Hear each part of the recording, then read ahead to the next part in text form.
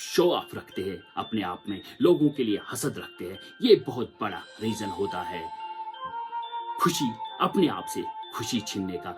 मैंने पहले ही कहा, अगर आप अमन चाहते हो, वो अमन और गम सिर्फ तुम्हारी ज़ात में है। नेवर एक्सपेक्टेड कि कोई मुझे गम दे रहा है, कोई बंदा आपको खुशी दे रहा है।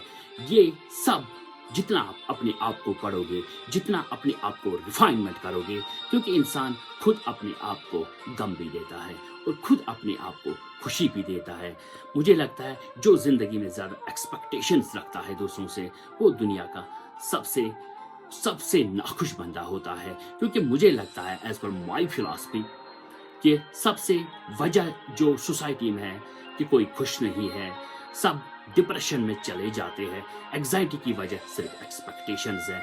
मुझे लगता है कि आपको अल्लाह ताला ने बनाया है, जो मेन पर्पस है, we are different from other living creatures, because हम बनाए गए हैं दूसरों की मदद करने के लिए। जिस तरह एक तालाब अपना पानी नहीं पीता, जिस तरह फूल अपनी खुशबू की महक अपने आप पे यूज नहीं करते, जिस तरह इसी तरह इंसान को बनाया गया है दूसरे इंसानों की मदद के लिए। मुझे लग रहा है कि एज पर माई फिलॉसफी, जो इस बात पे बिलीव करेगा, हमेशा हमेशा अपनी जिंदगी में देने पे बिलीव करेगा, न कि लेने पे, मुझे नहीं लगता है वो कभी दुखी हो सकता है।